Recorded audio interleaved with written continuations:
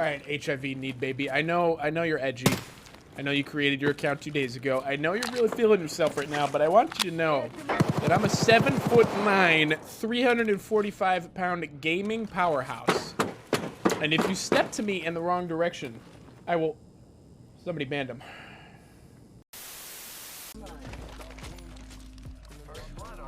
Just piss you, bitch. All right, buddy. Come on, chase me. I dare you. Yeah, now what? Oh, shit. Focus! No! No!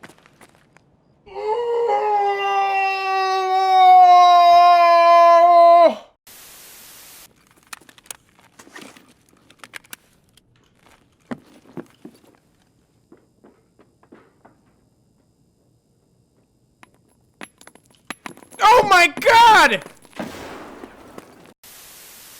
With me here today, I have Mr. xCudi, a streamer, streaming for 5 years, playing a lot of different shooters, starting out in CSGO and making his rounds into other things. Lately, playing a lot of EFT, Apex, and some Destiny 2. So, John, welcome. Thank you. Happy to be here, man. So, looking at the current competitive gaming scene, non-competitive game, what is the best shooter on the market? If we're talking competitive shooters, I have to probably say Counter-Strike. It's been around for a very long time. Yes, but it's I don't know. I just think it does it right. It's very straightforward. It's very linear. It's, you know, RNG is kind of minimized, whereas a game like PUBG, competitive aspect, there's a lot of RNG. There's a lot of random factors. But yeah, I think CS really does it best. Yeah, I can definitely agree with that. The BRs definitely have that massive RNG to them when it comes to the competitive scene. Like you can have a great drop and land on a good armor or a good gun, but if you don't have the other, you're pretty screwed if somebody comes across you with medium of both. CS though, I do like. It's been around since 2004, maybe Sooner, it's earlier. 1.6. 1999 was when 1.6 came out as a mod. Really? Well, actually, it wasn't quite 1.6 yet, but the Counter-Strike mod came out in 1999. But I mean, yeah, it's been around. We got CS:GO a while ago, and I mean, people still love CS:GO and still play it, and still a huge competitive thing for it. Personally, I feel as though it's kind of dated. Yeah, it's there's a lot of aspects that they've maintained with CS:GO, like you can't really ADS with most of the guns. There's no sprinting, there's a lot of it is kind of dated, yet it still seems to do well, surprisingly, despite that. Hits that niche for some people. But Yeah, CS, and that. Go ahead. Sorry, go ahead. I was gonna say that just speaks of the way the game feels, the way the game plays. I can only imagine that's why people continue to rather thousands, hundreds, thousands of people keep playing it these days, despite that. I would say even millions. Oh yeah, I'm sure. But I think there is, the real competitive, and some people will say this kind of takes away from the competitive thing, is the CS is one of those games that introduced that one-shot headshot. Certain rifles, AK always being a one-shot headshot, Scout always being a one-shot headshot, kind of added a whole new competitive edge to it, where it was like, if you make one wrong move and you turn the wrong corner at the wrong time and you take a bullet to the head, done, and that puts your team at a disadvantage. Yeah, it's introduced just a whole new layer of skill set too. Bringing in how important being a skilled aimer is to a game. Do you think there's any games that come close to CS? There's for me, there's a lot of games that have come out over the years that are very similar to CS that are, Battalion, one of the more recent ones. There was a game like several years back. It was called Black Squad, which was essentially just Counter-Strike but free to play, and um, subtle differences here and there, but it was just a CS reskin. Those games always seem to be pretty solid, but again, it's just remakes. I mean, I guess with Battalion, it's a little different. There's different aspects, but yeah, most of the time they're kind of just reboots, and they don't really last that long. Well, one game that I personally, the competitive scene for that I really enjoy watching is Rainbow Six Siege, and I've been playing that a lot myself, a lot more Yeah, recently, yeah. because you have a lot of different strats based on where the bomb's at, who you're playing against, and so on. So it's a really advanced competitive scene. You have to really be thinking not one but 5 steps ahead of your opponent based on who they're playing. It still has Yeah. that one-shot headshot, and it's really interesting. Yeah, CS is, or I'm sorry, not CS. Jesus, apparently I have CS on the mind. Siege is one that I know is there, but I always kind of forget about it when it comes to discussing competitive shooters. And I would say it's definitely, there's a lot more layers to it. There's a lot more aspects and things that you have to think about, and ways you can go about doing things in order to achieve the end goal. Um, I have not played much Siege, but I have gotten into it a bit here and there. It's a fun game. I'm a very behind the curve on Yeah, learning how to play that game. that game has a really steep learning curve. I'm spending some time right now teaching my friends to play. Painful. Yeah, I'm sure. But do you think that there's like a lack of competitive, like actual, like straight up competitive shooters in today's gaming market? Um, I'm I don't think so. neutralizing BRs from that competitive shooter. That's tough to say. So if I go on Twitch right now, I look at the categories, I'm looking through and I'm looking through. I mean, yeah, keeping BRs out of the equation, I guess there aren't as many as I realized. I mean, I see CS, obviously. There's Call of Duty, which has its respective competitive scene, Siege. But other than that, I don't really see much else, really. So maybe there is kind of a lack of competitive shooters out there at the moment. Now, I don't even see, I don't even see Battalion up there. Shit, man. Battalion has a huge drop off towards in terms of Okay. viewers. A lot of their Yeah. but speaking of that, Call of Duty came up there, which has a completely different competitive scene. And I know you were big in the Call of Duty Blackout for a while. Do you feel like Call of Duty is kind of losing its mojo in terms of how they've been reproducing the game with new features and stuff like that, and it's kind of changed from what it was back in Call of Duty like 3, 4, Modern Warfare, and Modern Warfare? It certainly does not have the luster it once had. I've always been super big into Call of Duty. Every single year, I give it a chance. Every year, I spend the damn, $60, $100, whatever the deluxe edition price tag is, and I always generally enjoy it, but it's never the same. Every year what they're doing is trying something new, and then they'll kind of reel it in and go back to their roots, and boots, we're bringing back boots on the ground and this and that. um but it's just, I feel like it's just that game is dying off slowly but surely, and they're trying really hard to hold on and keep it going. But yeah, and I mean, look at this year, they've got a reboot of Modern Warfare, which I don't know what to expect with that, but I'm sure it's just going to be, again, we're bringing back the old ways, we're doing this, we're doing that. I don't even think there's like a BR with it this time either. I think it's just single player, the multiplayer, and then there's like some new co-op mode or something. But yeah, no, Call of Duty is, I would say it's definitely on the decline for sure. Yeah, which kind of leads me to one of my later questions that I was going to ask you is like, because Call of Duty was always one of the forefront games when it came to gaming. It was Call of Duty, Battlefield, and other games here and there. but those Yeah. games were like the forefront for shooters. They were the go-to for how shooters were supposed to be made. But I think that this is how I personally feel, and I want your opinion on this, that they spent too much time trying to like make their brand unique and change things up in a way that was new to the gaming scene.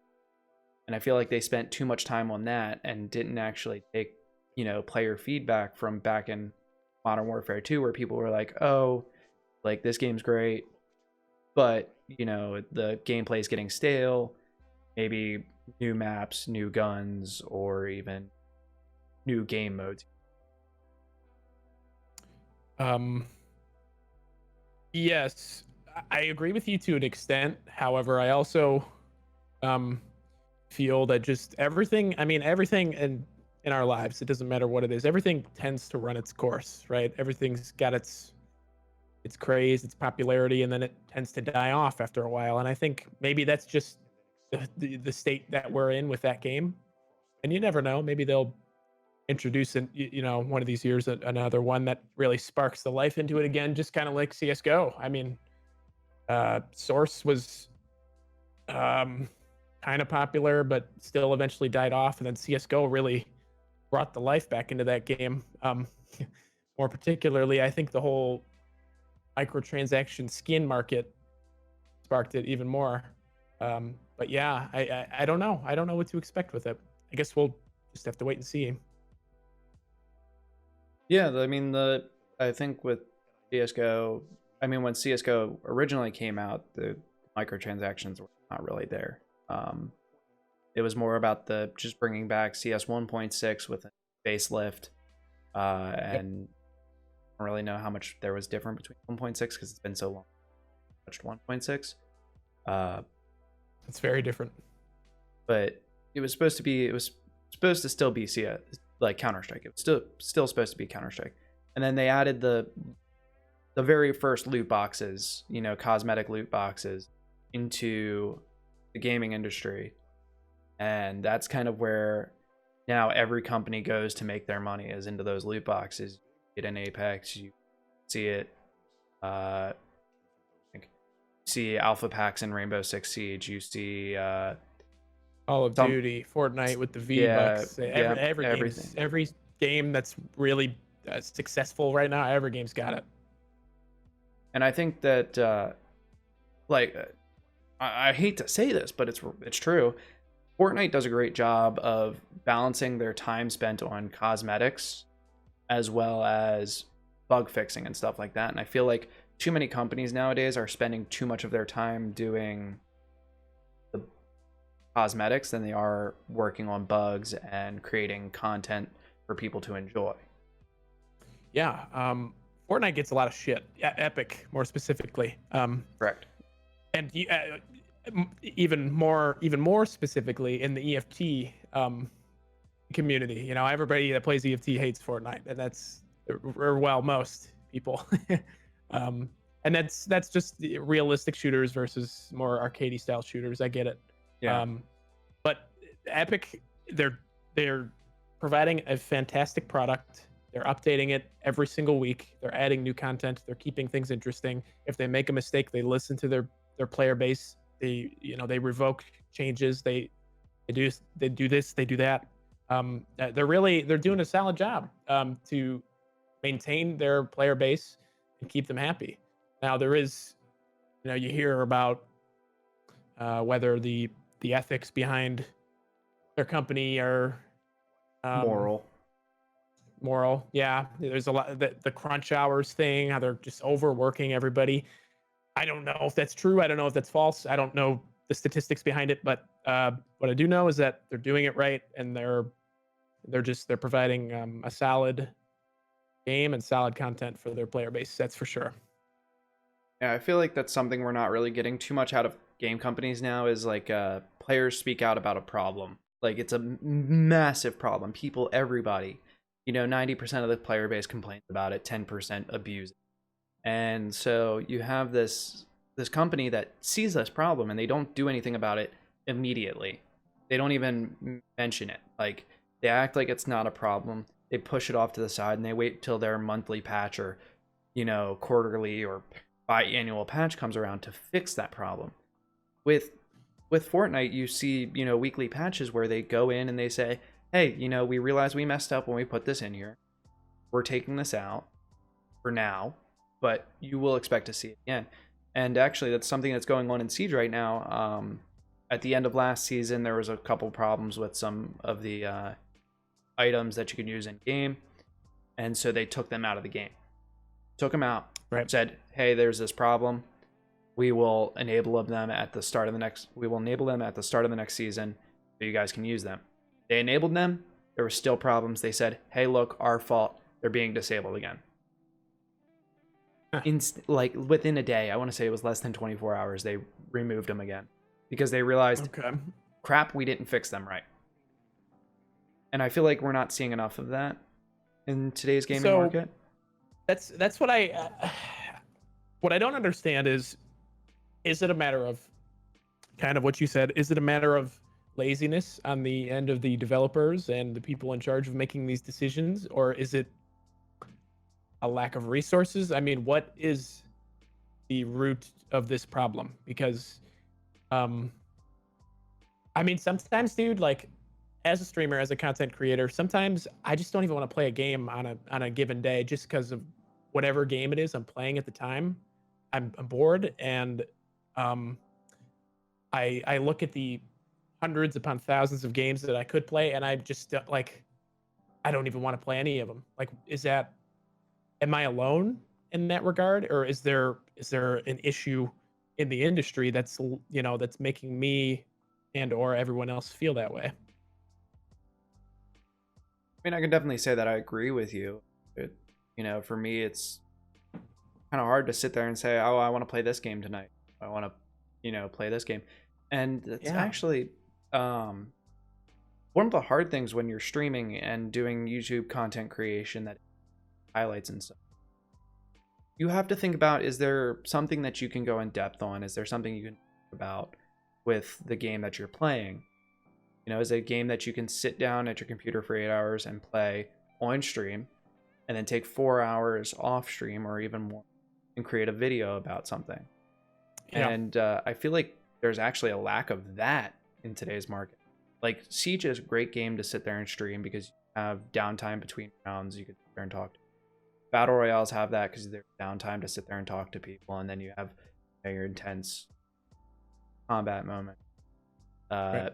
EFT has it between raids. You can sit there and talk to chat. EFT's great for that, man.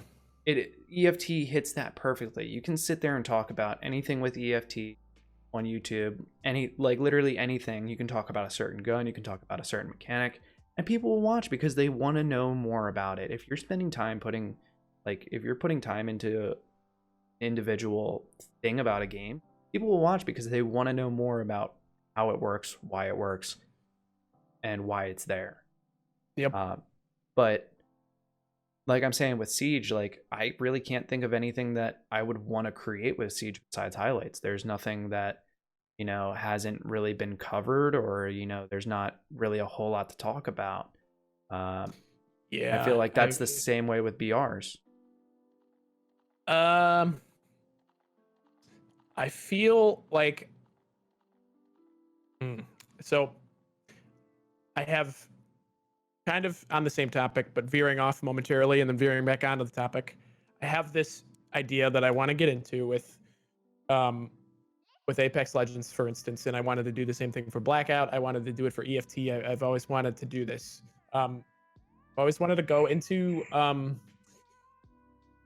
detail about decision making, or when I'll take a video, a VOD, rip it, and then do a voiceover and just kind of go into the decision making. And it's okay, man. The decision making and the reasons behind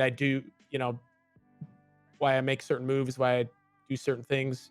Because I always feel like in-depth analysis is always lacking in every single game. Like I feel like if I went onto YouTube and just started looking up Siege videos, I would find the same lack of information and content. Now, sure, there's tips and tricks videos, this and that, but I feel like competitive in-depth analysis is lacking on any game that you play in the YouTube on the YouTube market. So veering back onto the main topic here. Uh, Jesus, I'm losing my train of thought. It's fun. This is me, by the way. I'm an games idiot. Games to stream versus games for YouTube, or combining the two. So it's just, yeah. I mean, I think you can only go so far with these kinds of ideas, depending on the game it is that you play. I think with this. Oh, okay. So I know where I was going. So I kind of disagree with you. I feel like most shooters, most competitive style games, there's always something that you can come up with. It's just, it's got to be kind of particular. It's got to be kind of weird, like you gotta find something and then just just dive into it. But if you're looking for ideas for Siege, there you go, dude. It'll be $10. PayPal. I got your PayPal. It's okay. PayPal, bits, Gifted subs. Gifted subs. Yeah, there you go. Yeah. I mean, like, it's so weird though, today's YouTube, because you see more and more highlights, stuff like that, and then you go over to EFT. Oh, yeah. You search EFT on YouTube, and so much stuff pops up. So much. You get content overload when you search up EFT on YouTube, because I would say there's a lot more informational stuff for EFT than there is highlight reels, for sure.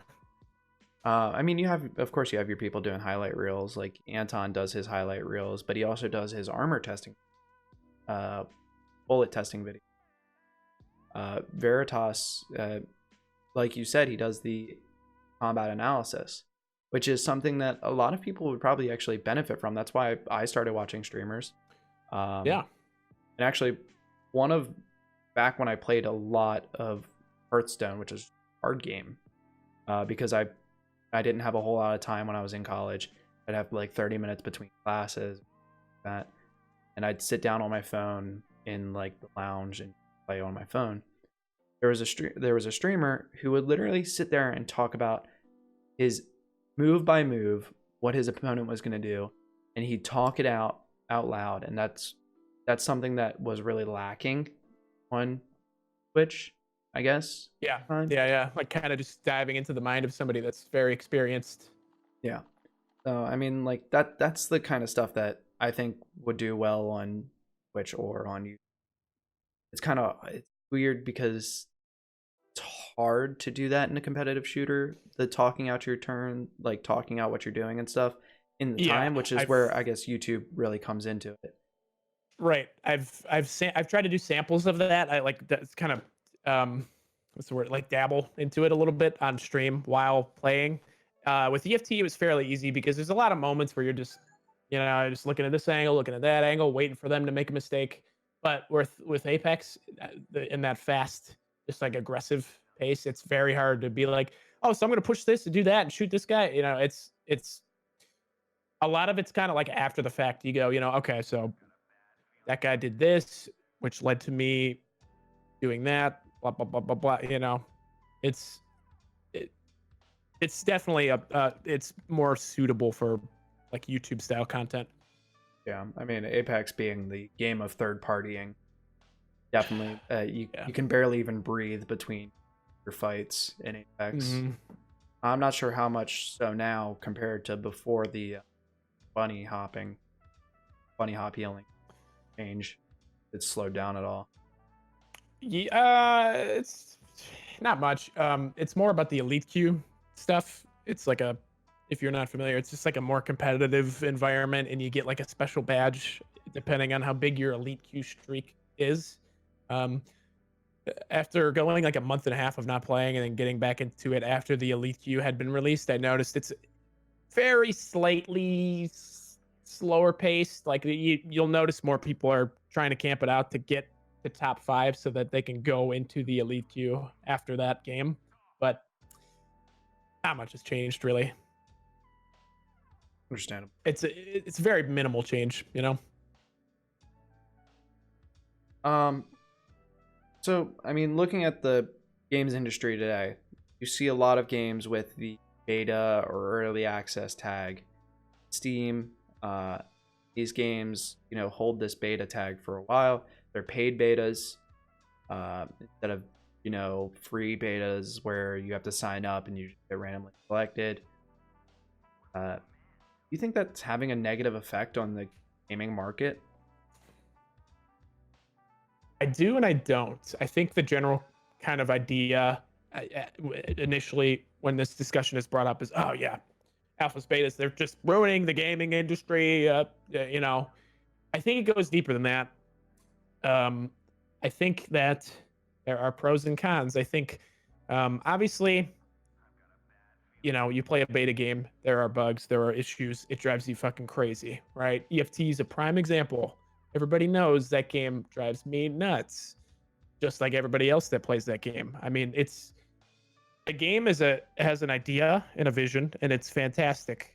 But I feel like the question comes into play with the execution. What's going on with all these issues that are going unsolved for patch after patch, and when are we going to see these things get fixed? And that's leads to indie developers.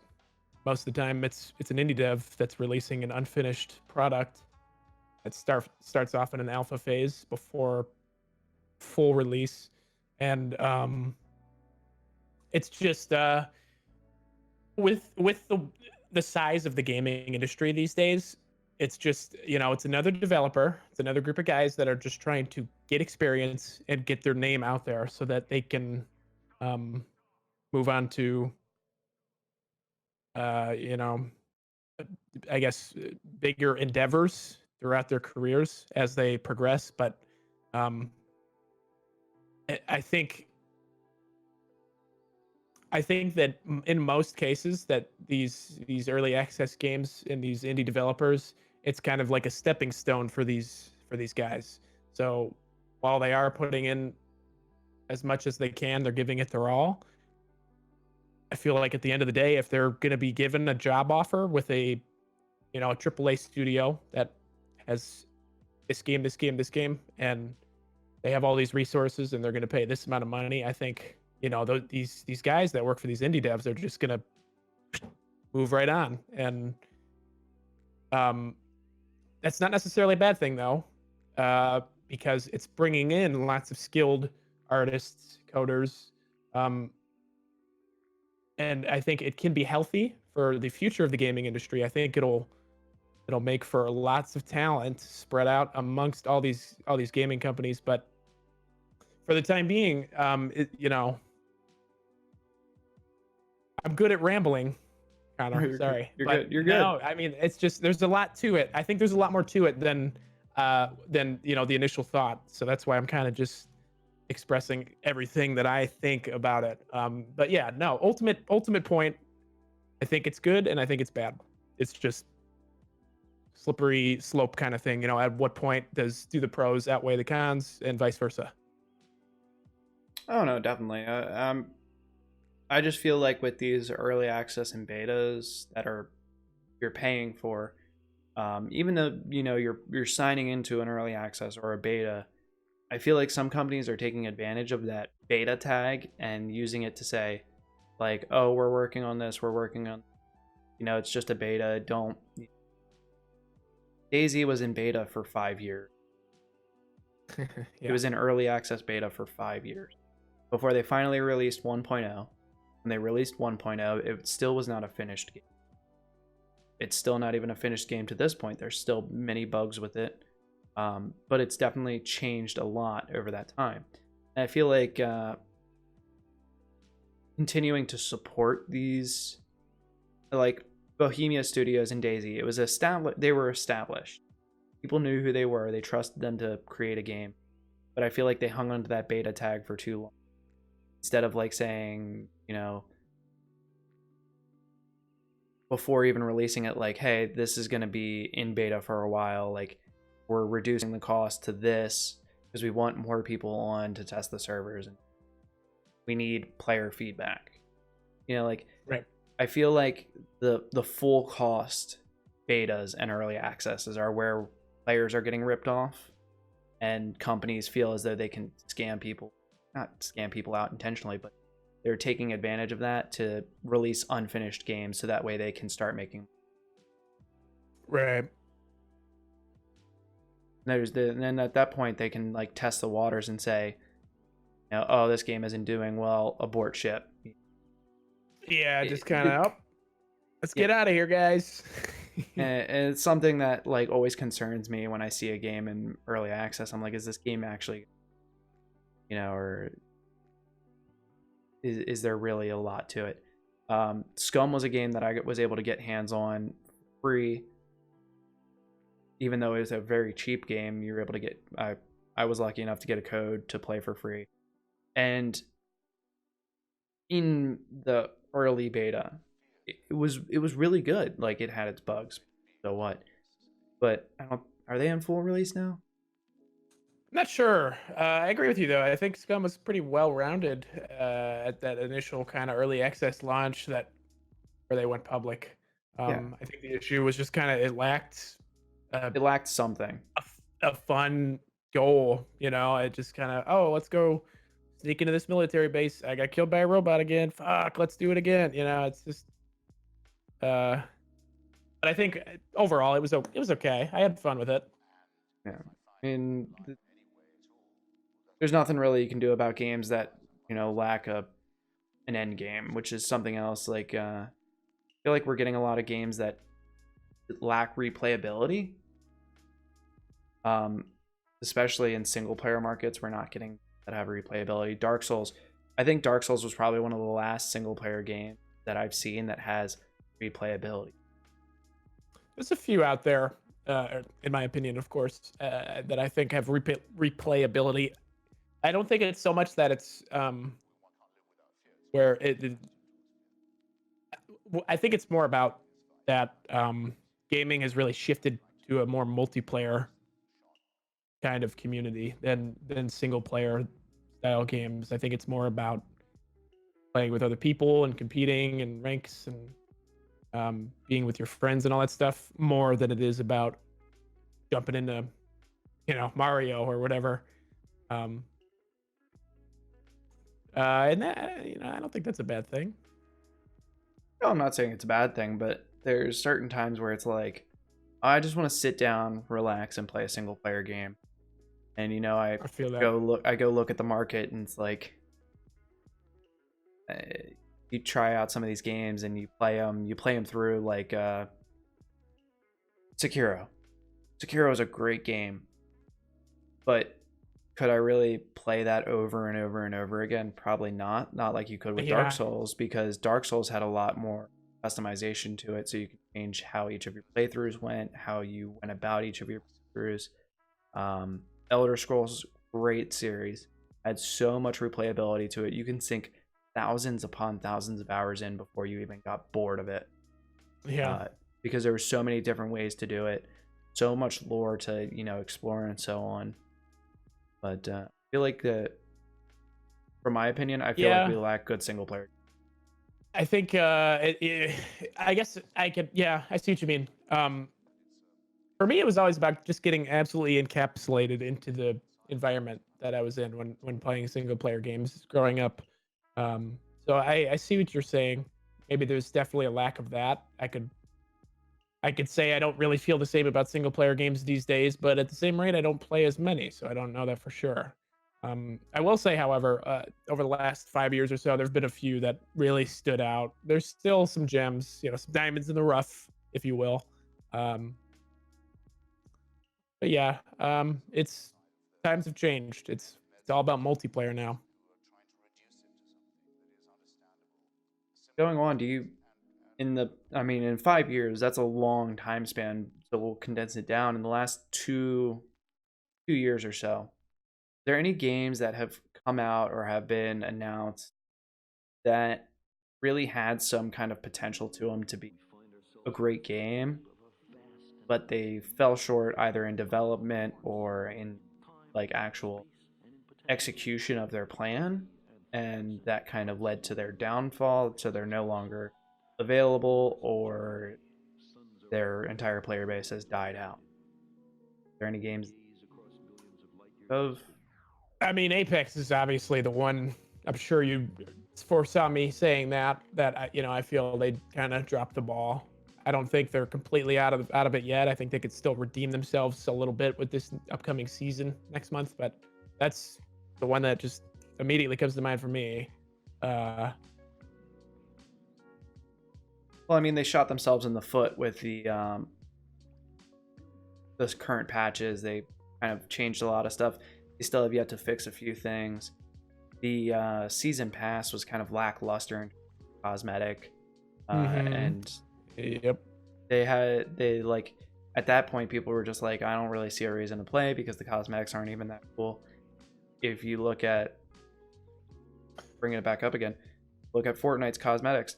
They're freaking awesome. I honestly think so. That's some of the best creativity done by the Fortnite art team, cosmetic team, what you call them. I think they do a great job, and by putting these really cool skins in here and like making players want to play because they want to unlock this, they want to show it off. Like that's something that cosmetics wise is keeps people playing. Yeah.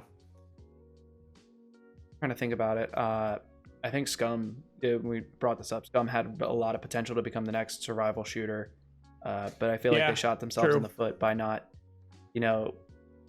instituting. Scum's another one. Instituting like some kind of end game or like, like they have the forced P. But that was not even that great. There wasn't a like. So what? You play the game for 100 hours and it really shows nothing. The first week, man, it was just like, could you get enough shots off on somebody before they warped around a wall or something? Yeah. That PvP was so bad. I remember PvPing against Will, or PvPing with Will against its MSB and a few of the other Black Site guys, and it was probably one of the funniest things because people were just teleporting around. Everybody's like, what is going on? It was like the first day. Everybody's like, what is going on?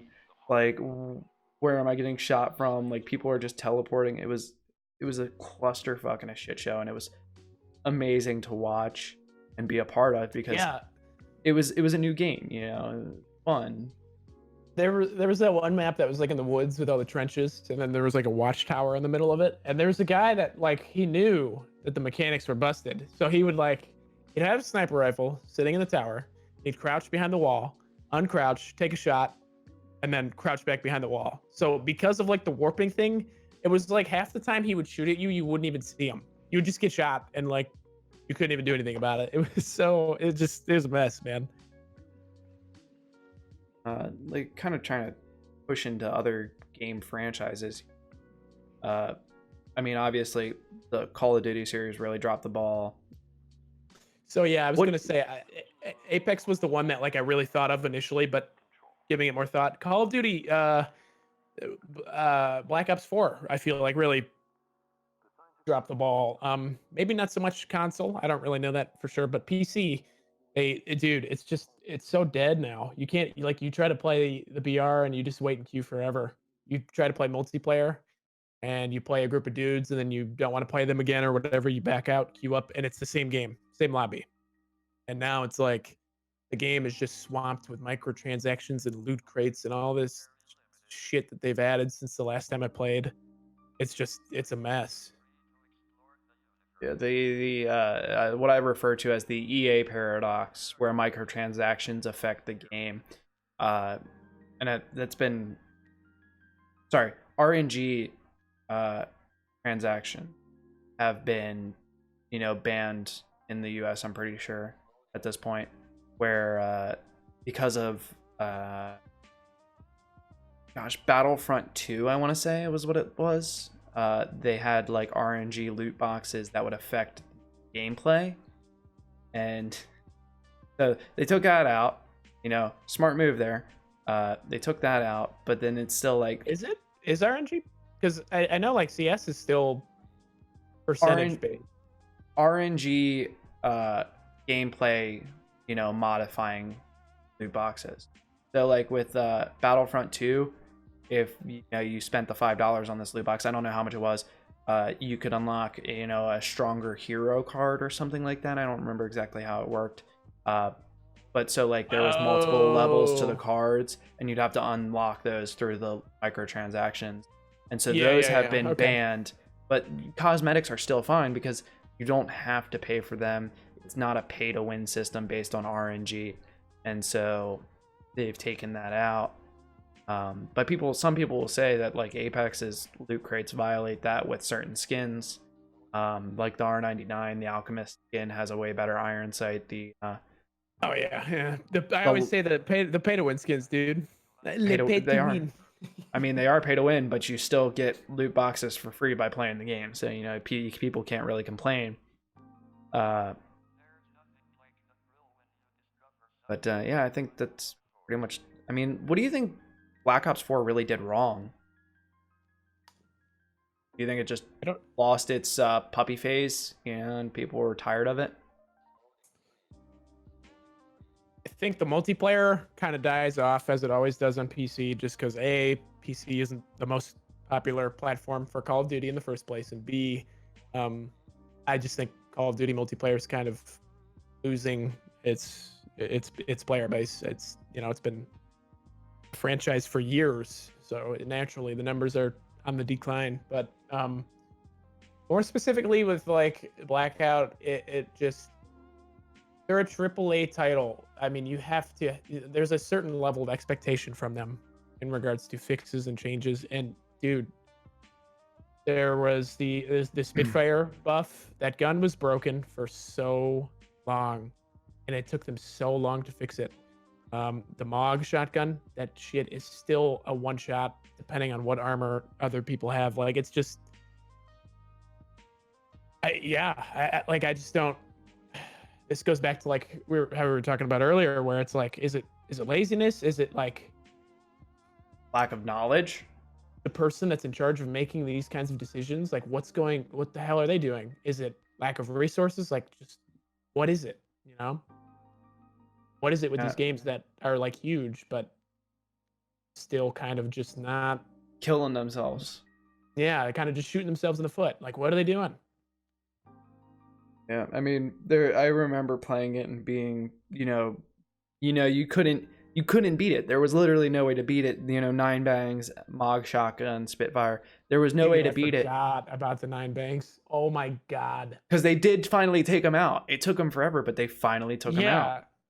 Yeah, And yeah. so, like there was no way to beat it, so you had to join it. You had to abuse broken mechanics in order to, stand a chance, which is kind of shitty for players that want to Mhm. play the game, differently. Oh, Yeah, man. I think that'll. Um, You have anything else you want to say? my mind's kind of running, but nah, I think that's it. All right, so I think I'll do it for our first section here. We'll kind of dip into you a little bit more. So you've been streaming for 5 years now. If I'm not mistaken, you said you've been partnered for about 2 now. I got partnered on April 14th of 2018. So I've been partnered for about a year and a half. Oh, well, coming up on a year and a half. What game were you playing when you actually got your partnership? Was it Escape from CS or Tarkov. it was EFT? hmm A lot of people are I getting got their into. I initially got EFT. I remember seeing a trailer for it, and I was like, "Damn, this game looks sick." Got it, like January of 2017, and I just didn't. I played it a couple times, but I realized very quickly that there was a lot to it, to learning it, getting into it. So, I was still competing in CS at the time, and I was also streaming, so I just didn't really have time. I'd wake up at 6 a.m., go to work, get home at 3.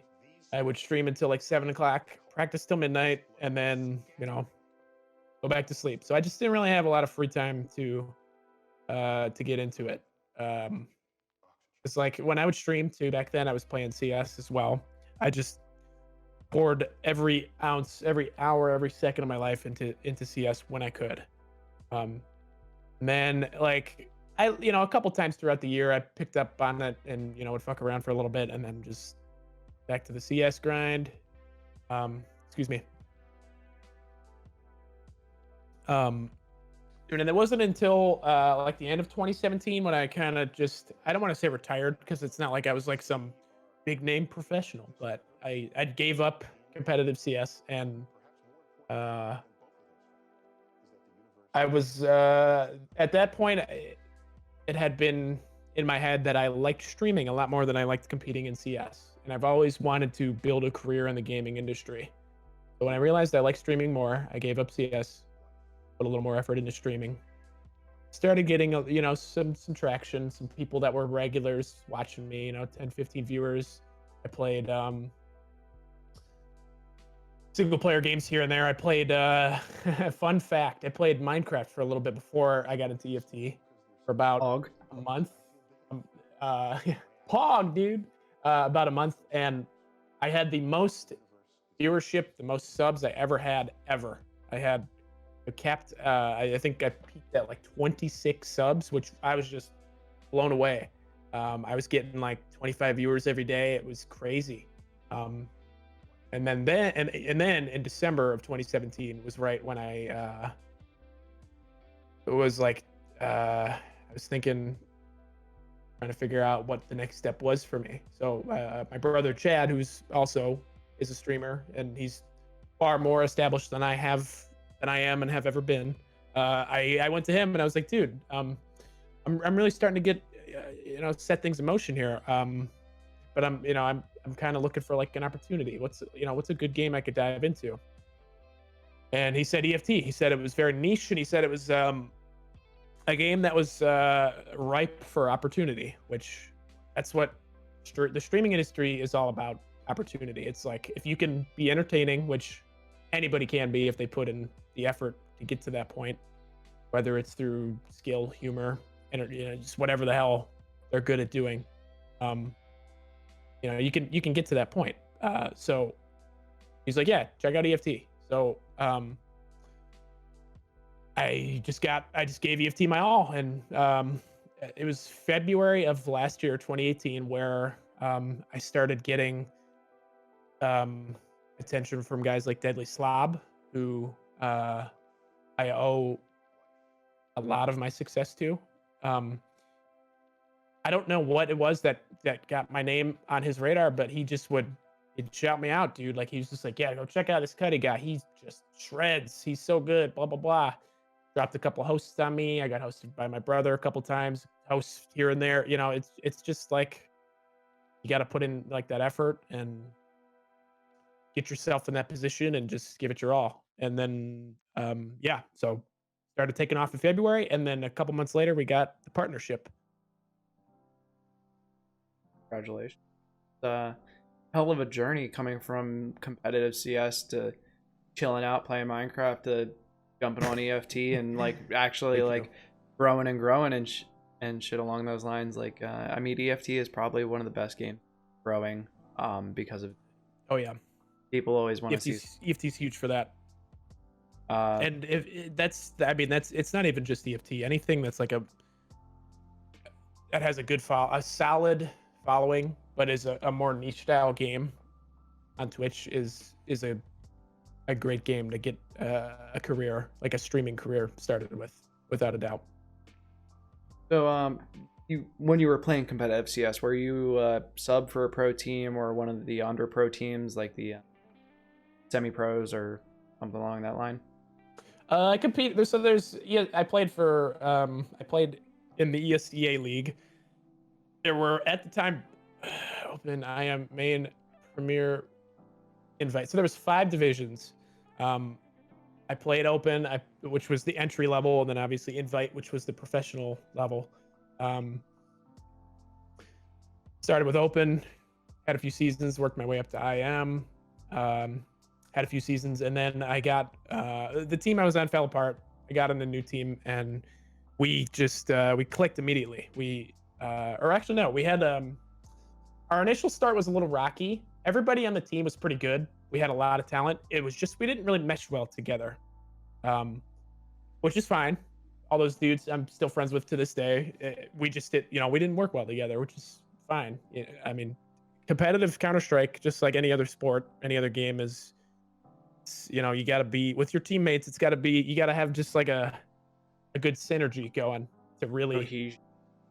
yeah, to do well. It's not just, oh, fly in there and kill everybody. It's not that simple. There's a lot more to it. So we made the roster changes, and I thought, I was just like, oh well, I guess we'll just go with because so it was a 5-man team, 2 guys left.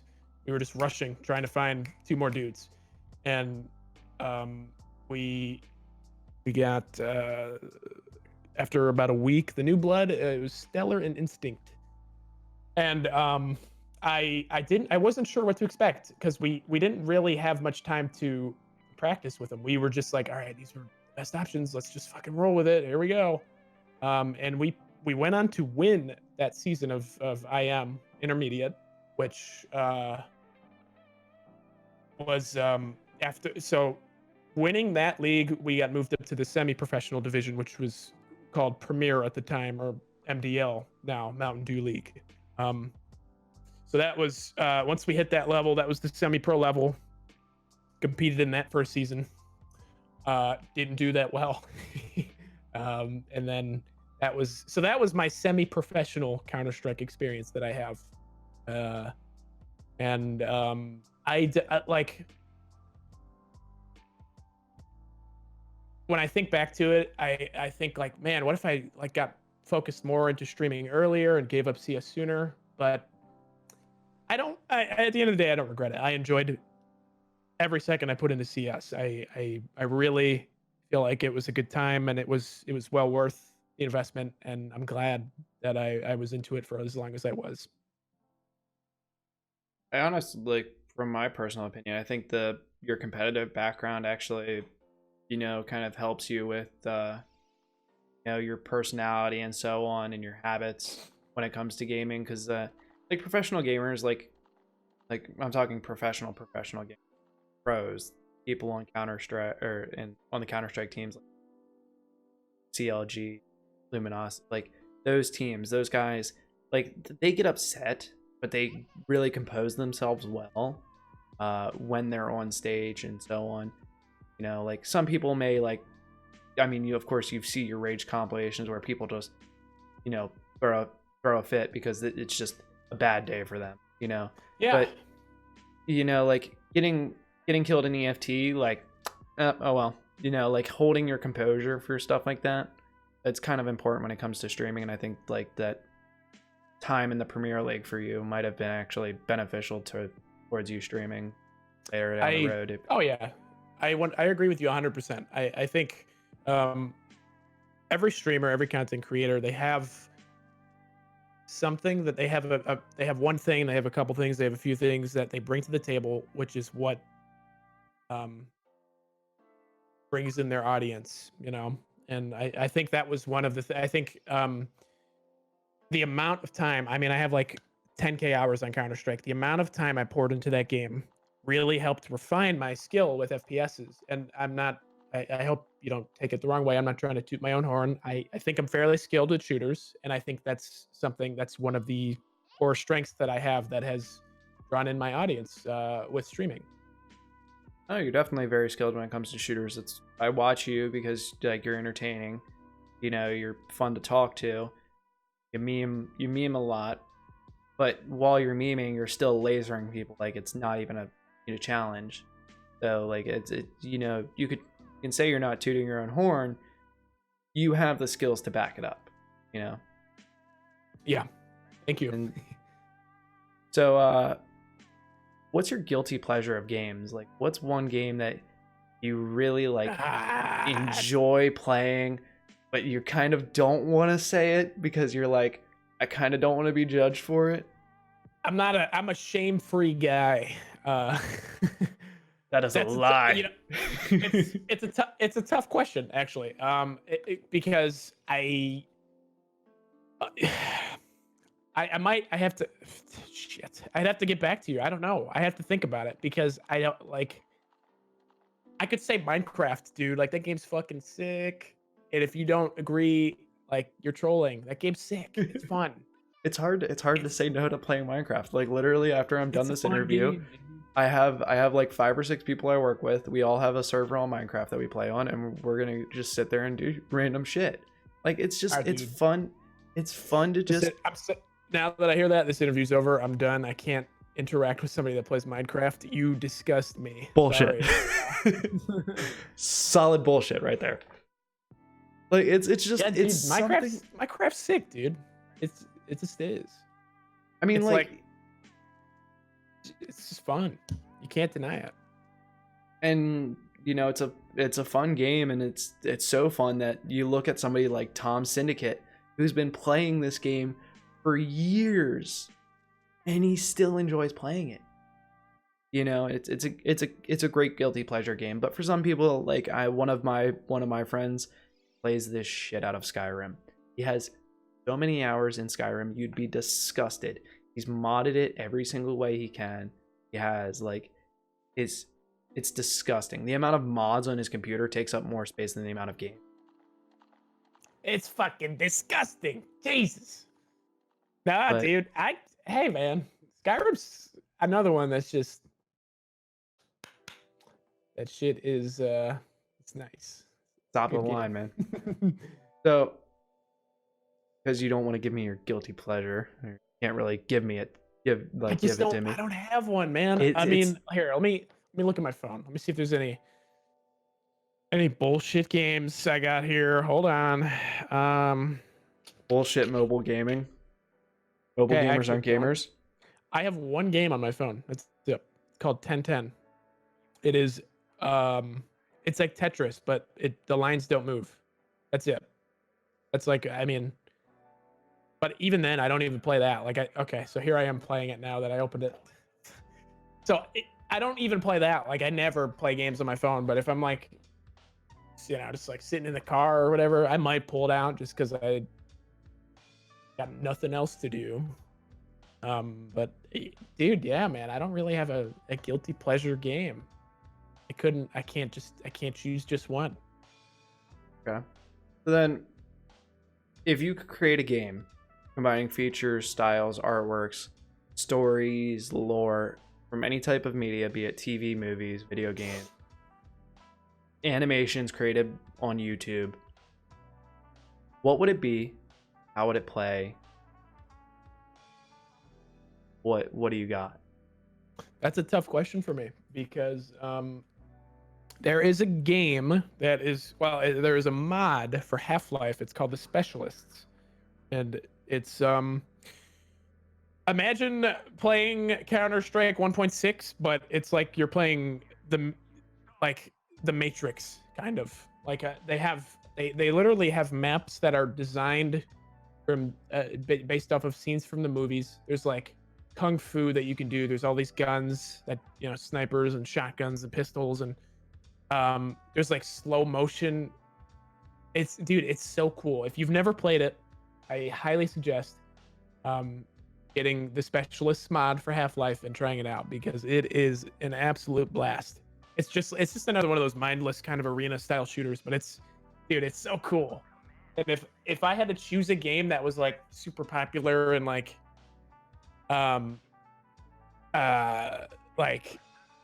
just like something that I would really, really enjoy playing today that was a little more modernized, it would totally be that. That would be like my go-to, without a doubt. And then maybe combine with it like old, you know, Call of Duty 4, Modern Warfare 2 style progression with camos and weapon unlocks and prestige. That I think would resonate well with me. I might have to give that a look because that sounds pretty. Check it out, dude. Dude, I'll link you a video after this. There's a video of me and some friends playing it. I think somewhere it might be unlisted. I'll send it to you at some point. That way you can check it out. Well, thank you very much for your time today. I appreciate sitting down and talking. Definitely had a great conversation. We went over a barrel a bit. But again, thank you. I hope you have a great night. Thanks for having me.